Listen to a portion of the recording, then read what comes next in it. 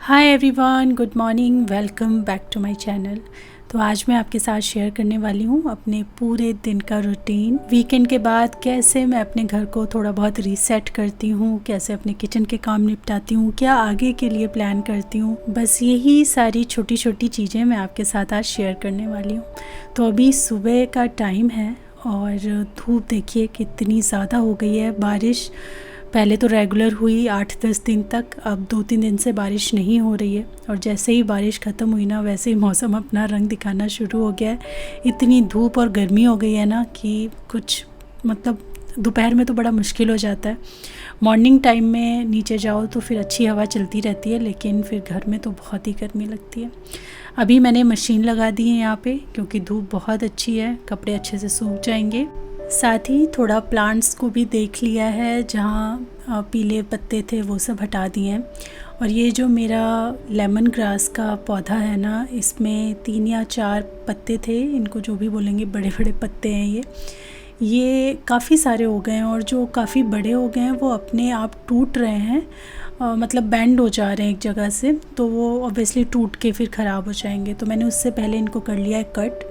इनको अच्छे से वॉश करके और ड्राई करके मैं एक किसी भी बॉक्स में करके रख लूँगी। और जब आप चाय बनाते हो ना, तो उसमें आप जैसे अदरक इलायची हम डालते हैं, तो इसके सूखे हुए पत्ते मैं ऐड कर लूँगी। जब भी हम ग्रीन टी वगैरह लाते हैं, तो अगर वो हम जो बड़े वाले बैग्स होते हैं अगर वो लाते हैं, तो उसमें हमेशा आपको लेमन ग्रास मिलेगा। तो ये बहुत अच्छा होता है, मेडिसिनल प्रॉपर्टीज़ होती हैं इसमें, तो अगर घर में है तो इस तरीके से यूज़ किया जा सकता है। और आप चाहें तो बस ऐसे ही गर्म पानी करके इसको उसमें डाल करके थोड़ी देर रख दो, और उसके बाद ऐसे ही जैसे डिटॉक्स वाटर हम बनाते हैं, ग्रीन टी बनाते हैं, वैसे भी आप कंज्यूम कर सकते हो। खैर, उसको तो मैंने थोड़ी देर भिगो के रख दिया कि जमी हुई जो भी गंदगी हो वो हट जाए, और फिर मैं उसको बाद में वॉश करके रखूँगी। साथ ही इधर मैंने शुरू कर दिया खाने की तैयारी। अब सुबह का टाइम है तो खाना तो तैयार करना ही है। सिद्धार्थ की तो छुट्टियां चल रही हैं एग्ज़ाम्स की वजह से, बीच में जब एग्ज़ाम होता है तभी जाना होता है, तो बड़े आराम आराम से मैं काम करती हूँ। और खाने का मैंने कुछ भी शूट नहीं किया, क्योंकि आगे मुझे बहुत कुछ आपके साथ शेयर करना है। यहाँ पे मैंने बनाई थी भिंडी, साथ में ये ड्राई फ्रूट्स वाला मिल्क था, ये बनाया था मैंने। और आज मैंने ना खूब तड़के वाली दाल बनाई थी, मतलब प्याज, टमाटर और अदरक, लहसुन, मिर्च जो सब डाल के बनता है ना, वो बनाया था। यूजुअली हम लोग 90% सिर्फ लहसुन के तड़के वाली सिंपल जो उबली हुई दाल होती है वही खाते हैं। तो दाल, चावल, भिंडी, ये सब चीज़ें मैंने बनाई थी। हस्बैंड ऑफिस जा चुके हैं और मैंने 10 मिनट का रेस्ट लिया। उसके बाद फिर मैं आ गई हूँ सीधा किचन में, क्योंकि आज मुझे अपने फ्रिज की डीप क्लीनिंग करनी है। फ्रिज का जो स्विच है मेन, वो मैंने हटा दिया है। और लास्ट टाइम जब मैंने आपको बोला था ना लास्ट व्लॉग में कि मैं सारी सब्ज़ियां बस ऐसे ही भर रही हूँ, क्योंकि मुझे अपने फ्रिज की डीप क्लीनिंग करनी है। तो जब डीप क्लीनिंग करूँगी उसी टाइम में ये सब्ज़ियों को धो करके और तब रख दूँगी। तो एकदम पूरा जो फ्रिज है उसको एम्प्टी कर रही हूँ मैं। जितने भी शेल्फ्स वगैरह हैं वो सब निकालूंगी। मेरे फ्रिज के जो शेल्फ्स हैं कांच के हैं, काफ़ी हैवी हैं, और मेरा फ्रिज जो है ना बड़ा है थोड़ा, तो ये सारी अटैचमेंट जो अंदर की हैं हैंडल करने में थोड़ा सा रिस्की सा लगता है, क्योंकि होता है ना थोड़ा बड़ा है तो उसको टैकल करना उतना ईजी नहीं होता। तो मोस्टली फ्रिज तो हम जैसे ही गंदा होता रहता है स्प्रे किया, वाइप कर दिया, बीच बीच में करते रहते हैं, बट बिना डीप क्लीनिंग के बात नहीं आती। हर 2 महीने 2.5 महीने पे तो डीप क्लीनिंग एक बार कर लो, अच्छा रहता है।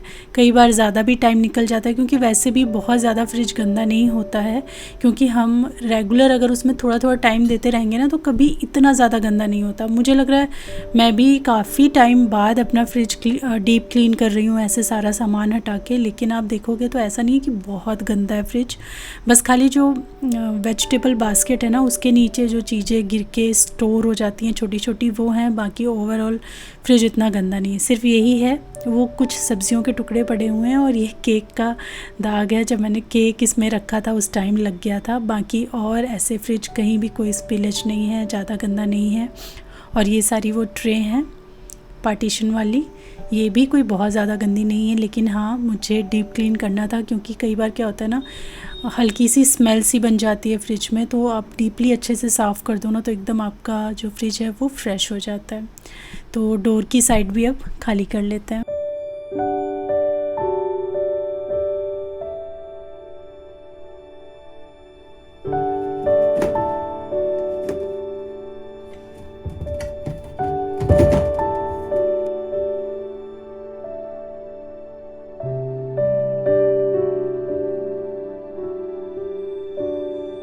सबसे पहले मैं क्या करूँगी, ये जो स्प्रे है ये डाल दूँगी। ये मेरा होममेड स्प्रे है जिसमें 2 कप पानी, 1 कप विनेगर, 1.5 टेबल स्पून मैंने इसमें डिश लिक्विड डाला है। और आप चाहो अगर ज़्यादा ही कुछ ज़िद्दी दागों के लिए आपको काम करना है, दिवाली की क्लीनिंग करनी है, तो उसमें 1 चम्मच आप बेकिंग सोडा भी डाल लो। बट रेगुलर क्लीनिंग के लिए मैं रिकमेंड नहीं करूँगी कि बेकिंग सोडा डालें, बस वाटर, विनेगर एंड हमारा जो डिश लिक्विड है वो काफ़ी रहता है। और मैंने अच्छे से बहुत ही जनरस अमाउंट में चारों तरफ डाल दिया है, छिड़क दिया है। और जो भी जमे हुए दाग हैं वो सारे सोक हो जाएंगे, अच्छे से फूल जाएंगे। मीनवाइल मैं सारी अटैचमेंट जो है इनको वॉश कर लूँगी।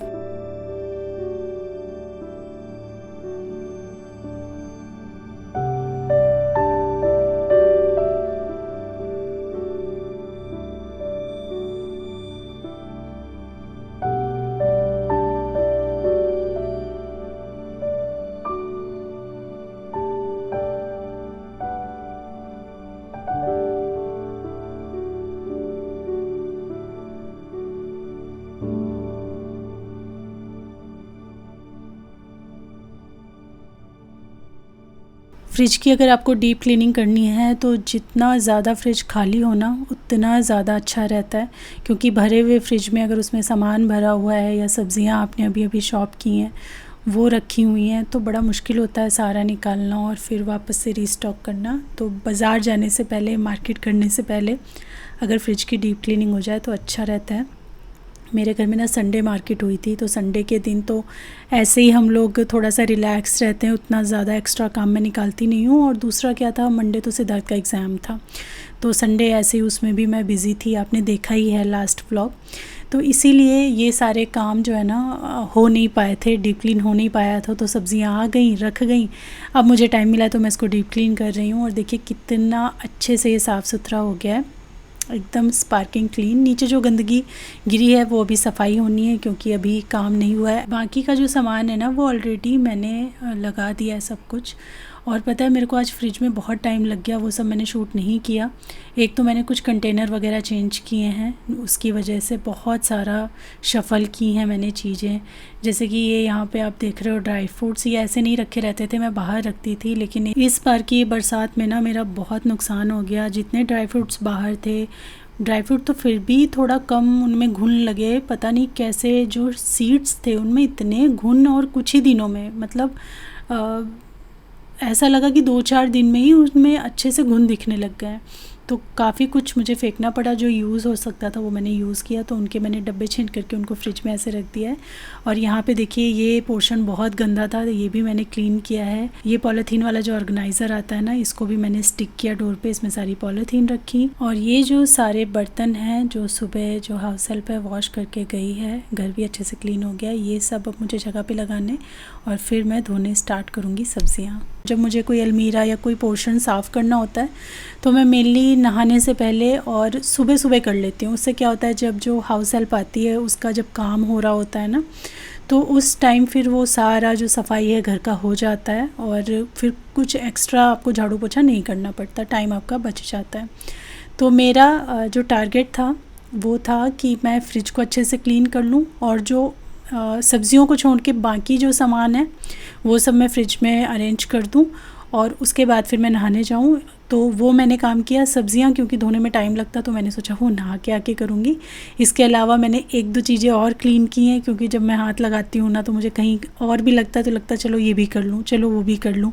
वैसे ये अच्छी आदत नहीं है, किसी भी चीज़ में आपको फोकस होना चाहिए। जो आपने प्लान किया, जो आपने सोचा, जो आप उस दिन के लिए लेकर चले, सिर्फ उतना ही काम करना चाहिए। सबसे पहले जो मेरा शू रैक के ऊपर ये आर्टिफिशियल फ्लावर्स रखे रहते हैं, इन पे बहुत डस्ट थी, इनको देखा मैंने तो इनको वॉश करके रख दिया। मैं ऐसा नहीं है कि घर के सारे एक ही बार निकालती हूँ, एक ही बार धोती हूँ, एक ही बार सुखाती हूँ। वैसा कभी करती थी मैं, फिर बहुत हेक्टिक हो जाता है और वो डेली में ऐड नहीं हो पाता। फिर थोड़ा टाल मटोला होना शुरू हो जाता है कि अरे ये तो बहुत बड़ा काम है, पूरे घर के प्लांट्स इकट्ठे करने हैं, पूरे घर में ये क्लीन करना है, वो क्लीन करना है। तो अगर आप छोटे छोटे पोर्शंस में काम करो तो हमेशा आपके अंदर एनर्जी भी आती है और वो टाल मटोल की भावना नहीं आ पाती, जो कि बहुत ज़रूरी हो जाता है। क्योंकि ऐसा नहीं लगता कि बहुत टाइम लगेगा। ऐसा लगता है चलो ये 2 चीज़ें क्लीन करनी है, 5 मिनट लगेंगे, 10 मिनट लगेंगे। तो ऐसा करते करते आपका घर का कॉर्नर धीरे धीरे साफ़ भी होता रहता है। हाँ, ये एक साथ नहीं होगा, लेकिन धीरे धीरे हर कॉर्नर बहुत ज़्यादा गंदा नहीं होगा, धीरे धीरे करके साफ़ होता रहेगा। वीकली एक और काम होता है मेरा, वो जो घर के मेरे मनी प्लांट हैं 3 ही जगह रखे हुए हैं अभी।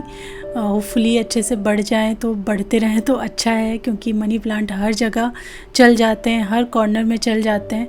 तो ये अगर और बढ़ गए तो मैं घर के और कोनों में भी इनको रख सकती हूँ। तो जितने भी ये पानी वाले मनी प्लांट हैं ना, जिनको मैंने पानी में करके रखा है, उनको मैं वीकली एक बार ज़रूर उनका पानी हटाना, नया पानी भरना, पत्तियाँ उनकी धोना, और उनकी जड़ें भी अच्छे से मैं वॉश कर देती हूँ पानी डाल करके।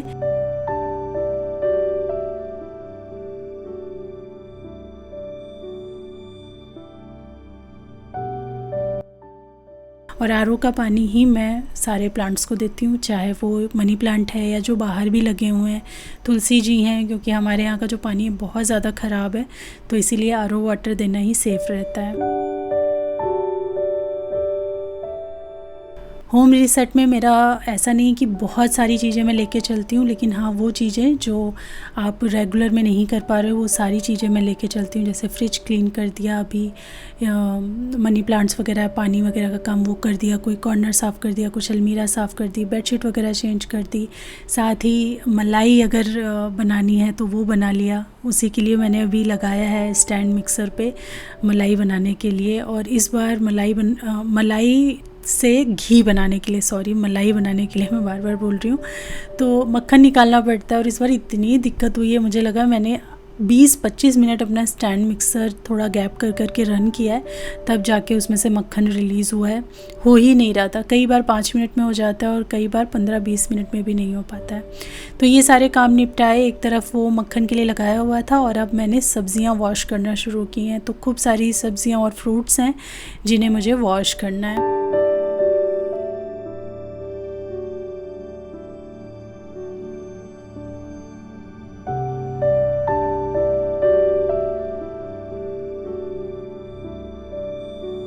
और सब्जियां धोने में, सुखाने में, उनको अच्छे से कंटेनर्स में लगा के फ्रिज में डालना बहुत बड़ा टास्क होता है, घंटों लग जाते हैं इसमें। तो फ़िलहाल तो मैं सारी सब्जियां एक एक करके वॉश कर रही हूँ।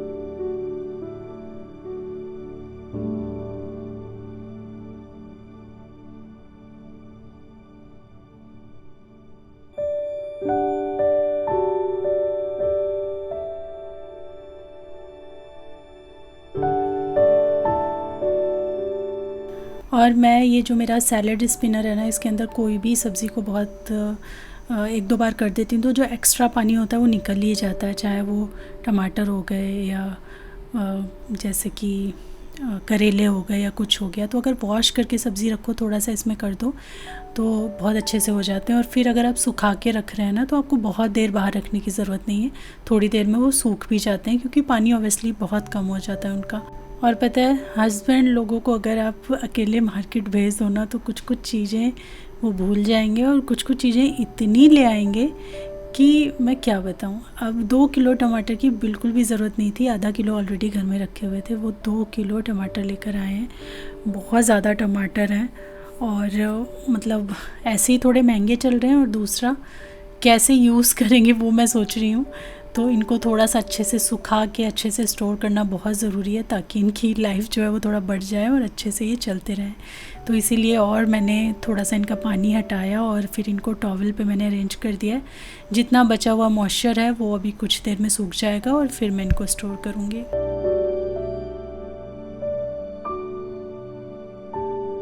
हस्बैंड जब भी जाते हैं मशरूम ज़रूर लाते हैं, अगर उनको दिख गई तो मशरूम दिख गई थी उनको, एक पैकेट लेकर आए थे वो। अगर ये आज नहीं बनाई ना तो ख़राब हो जाएंगी, क्योंकि बहुत जल्दी फिर ये ख़राब होने लगती हैं। तो उसको भी मैंने वॉश करके और अच्छे से ड्राई करके रख दिया है। और ये जो बास्केट है इसको भी मैंने अच्छे से वॉश कर दिया था। तो अब मैं सारी सब्ज़ियाँ अरेंज करूँगी। बटर मैंने ऐसे ही रख दिया था, जब उसका मतलब बटर सेपरेट हो गया मक्खन, तो मैंने रख दिया था ऐसे। कुछ देर बाद फिर मैंने सारा निकाला और घी बनने चढ़ा दिया।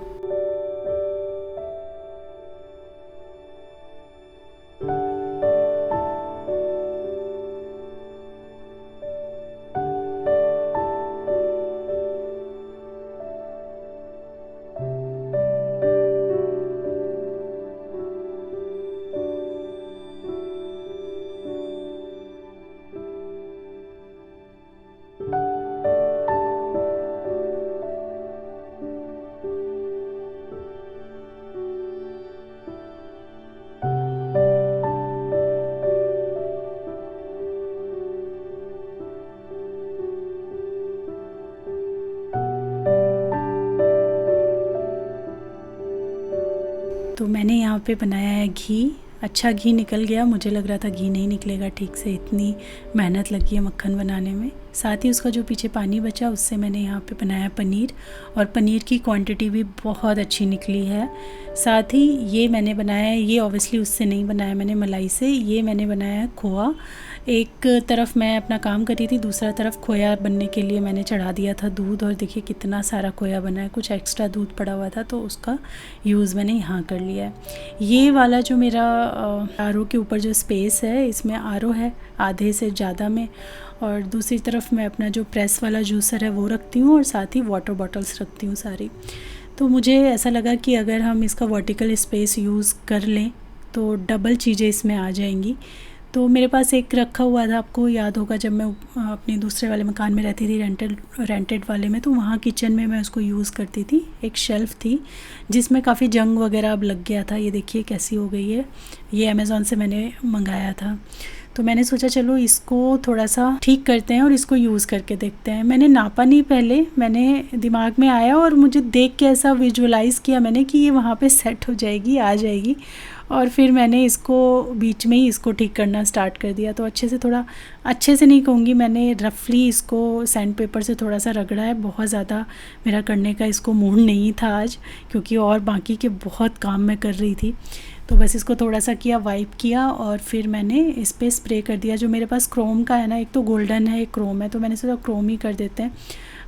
वाइट वैसे था इसमें पहले, बट वाइट मेरे पास था नहीं, यही था। मैंने कहा चलो इसी को यूज़ कर लेते हैं। और मेरे देखा देखी सिद्धार्थ भी यहाँ आ गया, उसको स्प्रे करने का बड़ा मन कर रहा था, तो उसने कहा मैं ये करता हूँ।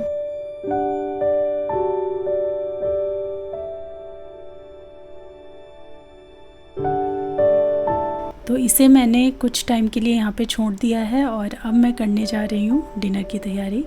तो यहाँ पे मैं बना रही हूँ मशरूम, जिसके लिए मैंने एक पैन के अंदर थोड़ा सा ऑयल डाला है, और साथ ही डालेंगे बटर। ये वाले मशरूम बहुत टेस्टी बनते हैं, मैंने काफ़ी पहले भी इनकी रेसिपी शेयर करी हुई है, बट ये मेरे ना किसी और मशरूम रेसिपी से सबसे ज़्यादा जो फेवरेट होती है ना, ये गार्लिक मशरूम है, मुझे बहुत अच्छे लगते हैं। गार्लिक बटर मशरूम मैं कहूँगी इनको। तो बटर और ऑयल के कॉम्बिनेशन में, बटर थोड़ी ज़्यादा डालनी है, ऑयल कम डालना है। फिर इसमें हमने डाल दिया गार्लिक और ग्रीन चिलीज़ जो बहुत ही फाइनली चॉप करी थी। साथ ही ये चिली फ्लेक्स जो होते हैं ये भी आप डालो, बड़े अच्छे लगते हैं इससे मशरूम देखने में। उसके बाद हमने चॉप किए हुए यहाँ पे अनियन भी ऐड कर दिए, तो अराउंड 1 मीडियम साइज़ का अनियन रहेगा ये, और इसको कट करके हमने डाल दिया है। इसको हम थोड़ा सा फ्राई कर लेंगे अभी। और हाँ, इसके साथ ही आप थोड़ी सी धनिया ज़रूर डालें। धनिया का बटर में भुना हुआ गार्लिक के साथ जो फ्लेवर आता है ना मशरूम में, वो बहुत अच्छा आता है। तो इसको आप प्याज के साथ ही डालें, बाकी गार्निश के तौर पे आप ऊपर से बाद में डाल सकते हैं। फिर यहाँ पे कटे हुए मशरूम मैंने ऐड कर दिए हैं, हल्का सा इसको हम टॉस कर लेंगे, और फिर इसके अंदर हम ऐड कर देंगे सॉल्ट एंड पेपर। ढक करके इसको पका लेना है। थोड़ी देर में इसमें काफ़ी पानी रिलीज़ हो जाता है, और धीमी आंच पे ही मैंने इसको रखा था। और ये काफ़ी बटरी से, एकदम गार्लिकी बटरी से मशरूम ना, इतनी अच्छी खुशबू आती है इनमें से, और खाने में भी क्या कमाल के लगते हैं। ऑलमोस्ट ये रेडी हैं, बट ऊपर से कुछ कुछ हमें इसमें गार्निश करना है। जैसे पहले तो मैं धनिया डाल रही हूँ, धनिया डालने के बाद हल्का सा मिक्स किया, फिर मैंने गैस को कर दिया ऑफ़। और गैस ऑफ़ करने के बाद मैंने जो हरा प्याज होता है ना, उसका ग्रीन पार्ट अच्छे से कट करके वो डाला है। उसे आपको पकाना नहीं है, उसे गैस ऑफ़ करने के बाद डालें। जो हल्का सा कच्चा कच्चा टेस्ट होता है, हल्का सा जो स्टीम है वो तो हो ही जाएगा मशरूम के साथ में, लेकिन जो ये कच्चा कच्चा सा इनका पत्तों का टेस्ट आएगा ना, वो बहुत अच्छा लगेगा।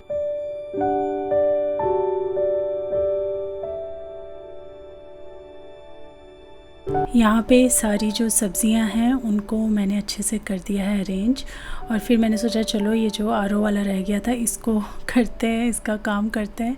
लेकिन फिर जब मैंने यहाँ स्टैंड लगाया ना, तो ये कहीं सेट ही नहीं हो रहा था। मतलब पीछे आ जा रहा था पर वो टेढ़ा सा हो रहा था, क्योंकि अगर आप गौर से देखोगे तो लकड़ी में कटिंग हो रखी है आरओ के लिए, उसकी वजह से उसका जो एक लेग है वो नीचे चला जा रहा था, और साइड में भी करके नहीं आ रहा था। तो मैंने कहा एक काम मैंने एक्स्ट्रा किया, मतलब बिल्कुल ही लिस्ट में नहीं था मेरे इसको अरेंज करने के लिए, और वो सेट ही नहीं हो पाया। तो फिर मैंने मतलब वापस से सारी बॉटलें जो निकाली थी वापस लगा दी।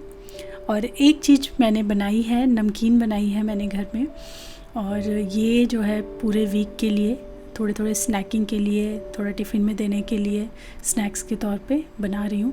तो यहाँ पे ऑयल ले लिया मैंने कढ़ाई में, जिसके अंदर मैंने मकई के, अभी दिखाए मैंने, मकई का जो पोहा आता है, एक्चुअली ये पापड़ समझ लीजिए आप, जिसे आपको फ्राई करके आप यूज़ कर सकते हो। मकई पोहा इसमें क्यों लिखा हुआ है मुझे नहीं पता, और इसको पोहे की तरह बनाते हैं नहीं बनाते हैं वो भी मुझे नहीं पता। आपको अगर पता है तो मुझे ज़रूर बताना, और बताना कि इसे और कितने वेज़ में अलग अलग हम कर सकते हैं यूज़।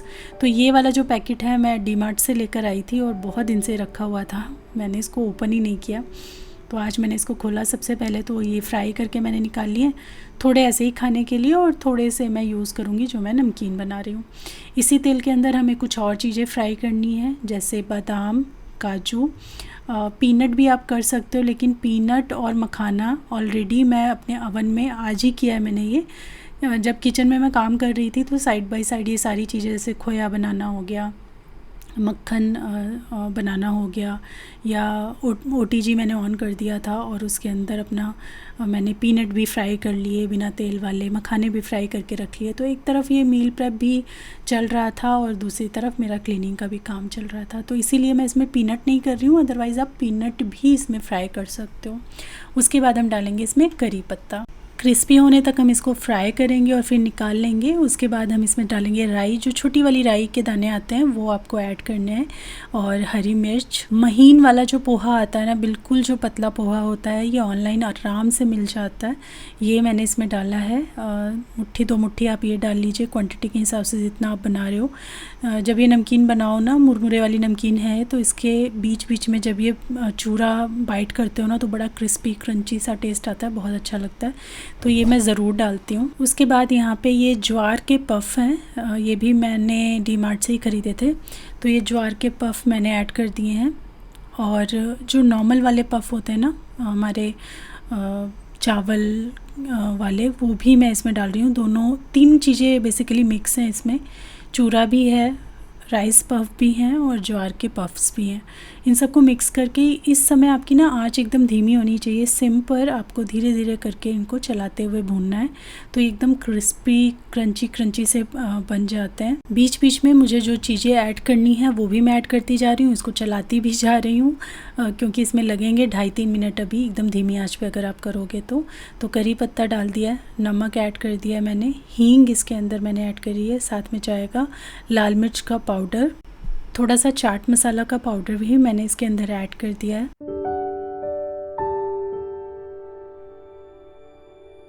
उसके बाद इसमें जो अलग चीज़ें हमें मिक्स करनी है वो करेंगे। यहाँ पे मैंने 1 मुट्ठी भर के चना डाला है रोस्टेड, ये मैंने मूंगफली अभी अपने जो एयर फ्रायर है उसमें की हैं, इनका ऊपर का छिलका हटा दिया। 1 मुट्ठी मैंने इसमें पीनट भी ऐड कर दिया है, चना, पीनट, काजू, बादाम और जो चीज़ हमने फ्राई करी है वो सब इसमें डालनी है। तो ये सब डाल दिया मैंने, पूरा डाल दिया था मैंने ये मकई वाला पोहा, फिर मैंने थोड़ा सा निकाला क्योंकि ये ऐसे भी हमें टेस्ट करना था।